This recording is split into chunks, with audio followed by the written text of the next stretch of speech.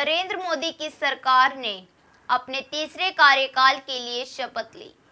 इस बार के राष्ट्रीय चुनावों के नतीजे से भाजपा कमजोर हुई है, वहीं विपक्ष मजबूत हुआ है और इसने यह भी सुनिश्चित कर दिया कि नई सरकार गठबंधन वाली होगी। भाजपा के उम्मीद से कम प्रदर्शन करने के कारणों का पहले ही विस्तार से विश्लेषण किया जा चुका है, लेकिन अब असली मुद्दा यह है कि मोदी स्वाभाविक रूप से गठबंधन सरकार चलाने में समर्थ है। यह सवाल इसलिए भी प्रासंगिक है क्योंकि मोदी को गठबंधन सरकार चलाने का कोई अनुभव नहीं है। 2001 से 2014 तक गुजरात के मुख्यमंत्री के रूप में उन्हें गठबंधन सहयोगियों की आवश्यकता नहीं थी। वे एक सुप्रीमो थे। जब वे 2014 में प्रधानमंत्री बने तो भाजपा ने पहली बार पूर्ण बहुमत हासिल करके इतिहास रच दिया था। उस शानदार जीत के नायक मोदी ही थे। कहने को तो वह एनडीए की सरकार थी, लेकिन सहयोगियों का सरकार की कार्यशैली में कोई दखल नहीं था। एनडीए की बैठक धीरे धीरे मात्र एक औपचारिकता बनकर रह गई थी।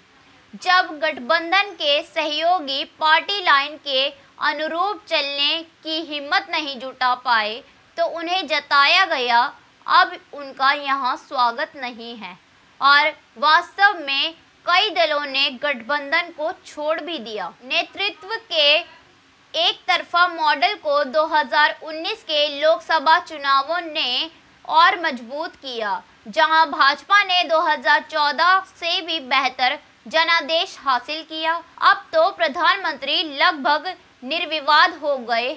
प्रधानमंत्री की इच्छा अनुसार निर्णय को बिना किसी सवाल के मंजूरी दे दी जाती थी। सवाल पूछने या असहमत होने की गुंजाइश ही नहीं थी।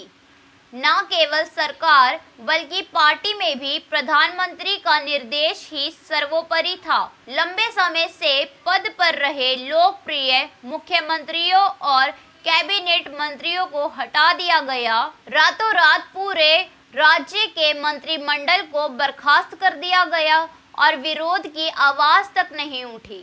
यहाँ तक कि आरएसएस को भी दरकिनार कर दिया गया।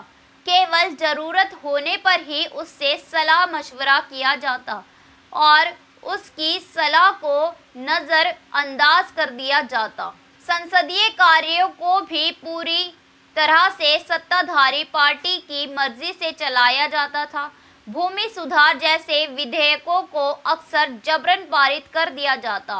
लोकसभा और राज्यसभा में बहुमत था, जिससे अक्सर पर्याप्त परामर्श के बिना ही कानून पारित कर दिए जाते थे। कम ही विधेयकों को जांच के लिए सेलेक्ट कमेटी को भेजा जाता था। जब प्रधानमंत्री संसद में बोलते थे तो कमजोर विपक्ष सिर्फ हंगामा मचाता, लेकिन इससे ज्यादा कुछ नहीं कर सकता था।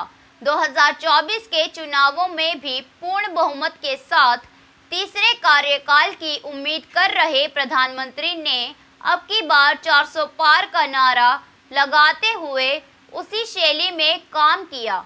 पार्टी को इस हद तक हाशिए पर धकेल दिया गया कि वह अदृश्य सी हो गई। यहाँ तक कि पार्टी के चुनावी घोषणा पत्र को भी मोदी की गारंटी नाम दिया गया।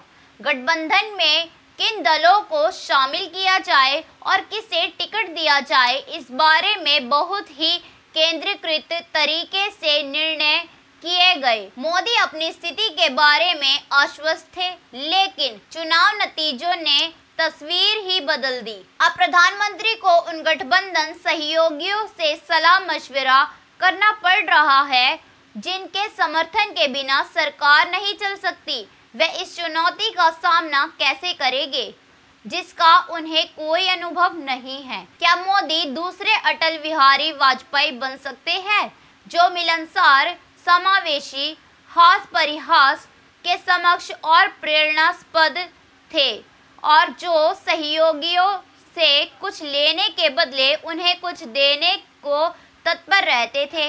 इसी तरह क्या राहुल गांधी भी परिपक्व राजनेता की गंभीरता हासिल कर रहे हैं और विभाजन विपक्ष को एकजुट कर सकते हैं।